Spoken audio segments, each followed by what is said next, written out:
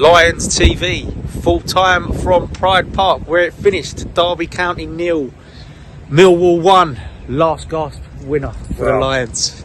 Sum it up, Dad. Come on. Well, listen, I'm not going to take no gloss of it. It was a bit of a nullified game where both teams would like sort of work great. I don't think we had a shot on goal, to be fair, apart from the penalty miss, and they was bad, right? I mean, listen, I remember coming back to Derby back in the day. The crowd was noisy. There was good football inside. The crowd sort of knew how crap they were today because there was hardly any noise from the crowd, right? So they knew they was, pardon the pun, like SHIT, I don't know what kids was like, but yeah, they know they was absolute rubbish, all right?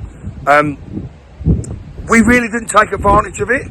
We didn't really take advantage of it. It was a nullified game. Like I say, they didn't have a shot on goal. We didn't have a shot on goal. It came to life when we got the penalty. Whether it was a penalty or not, I don't know. Yeah. But we'll take it, won't we? But again, come up, takes a penalty. Remember, we got penalties next week against Crystal Palace. We need these guys to put the ball in the back of the net. He missed the bloody penalty. I'm old school, so I did actually feel like crying, but I didn't. But anyway, we're sitting there distressed and all that, and then Dave had a little go, and then we went back up the other end, and in Maku, like he done against Sunderland, he put his head down on the left-hand side, and he run at them. And when he run at them, people don't like being run at. He run them, crossed the ball in. I think someone missed it first off, didn't they? Was it Saville? Saville, I think, yeah. I think Saville missed the first opportunity, flickered and ricocheted off to Coburn.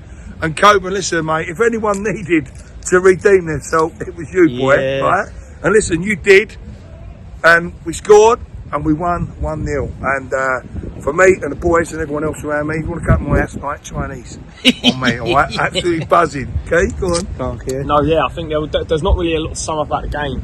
I want to echo what Dad said. He had a weird feeling about coming to Pride Park today. I sort of come in and then, you know, the crowd, they've actually got quite a good home support. Yeah. Well, no, they did have a good home support, a good home crowd, you know, make a good atmosphere. It just felt like something was lost there today. It was like they were all going in like they was all doomed. And it's not even like John Eustace come out, they got a new manager, there was a little buzz there. They was shit, let's have it right, they was pretty poor. You know, like I said, listen, whether they stay up or not, I don't know, but if on the basis of how they played today, I think they will go down. Listen, did we deserve the win? No. Did they deserve the win? No. Probably fair result was a draw, in my opinion. I don't think one team was better than the other. To be fair, I could have fucking honestly screamed when Josh Coburn missed that penalty. What is it about our players that they hit it with a power? There's no precision there. Like Connolly was the same, Coburn was the same. Like, you've got to practice these penalties.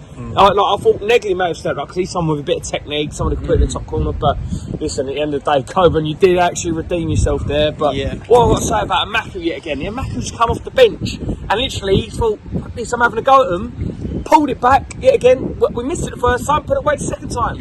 When you bring on a Maku against these defenders, you saw it against Sunderland, you saw it in a number of games this season. He can rip these teams to shreds. Like, he's not had a great deal starting, and I'd love to see him start, to be fair. Aziz has been good, but he wasn't really at the races today. No. But I like Premier Aziz, but Maku come on and he, you know what I mean? That's the difference. And also I'd like to point out that situation, a couple of stages when they could have gone 1-0 up. Tanganga made an absolutely world-class. Do you know what though? So be lost about it. He's become that good. I almost expect that of you now, Jack. So that's the normal. You know, you come in and it's like before I'd be like, oh my god, now it's like, that's what he does. It was. If that was made in the Premier League or the World Cup, they'll call it like a world-class tackle. He was brilliant again today. But yeah, go on, Con. Sorry, no, that's all right. I'm just adding to what you just said. Like, I feel like it wasn't a great performance from either team, and it looked like it was bang on to be a 0-0 draw. And personally, I thought the subs made the big change in the game. And Maku comes on, Coburn comes on. Maybe not all the subs, but yeah, Maku comes on and Coburn come on, and then we win a penalty as soon as Maku plays the ball through to Coburn.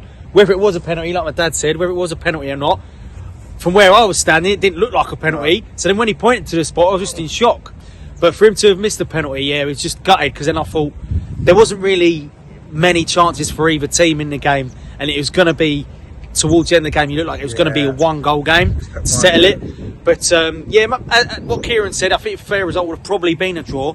But looking at these sort of games, even the Preston game and this game, they're there. The teams were there for the taking. Like Derby today, they didn't really show much attacking intent, and I think they was there for the taking. So every time we was hitting them on the break, Kramer down the right hand side looked really, really quick.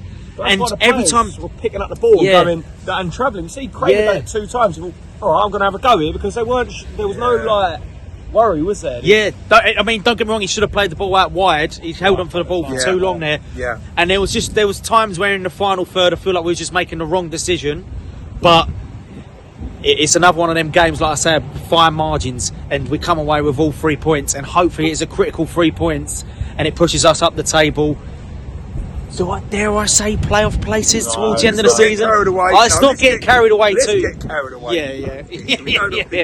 But yeah, it's nice to come away with a 3 points, last minute winner, buzzing, and now all the fans are in there singing "Bring on Crystal Palace next week." And exactly that. See the Nigels next week. So we got our tickets. Bring on Crystal Palace next week.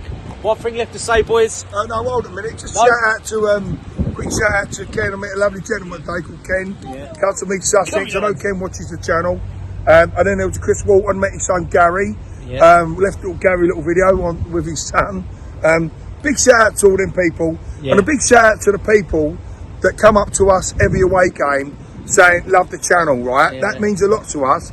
And when we get it like so many times saying what we do, the people listen, they can't go football, and they rely on our sort of like opinions. Not that our opinions are always right, we know that. It's just our opinions. I think we're entitled to, because we do go away games, so not all the away game, but what I'd just like to say is thank you for all the support from the fans. Brilliant today. And I've got to say a big shout out to the fans that went to Preston the other night. That's a massive shout out. Roll on Palace next week. Come on, you lawyers.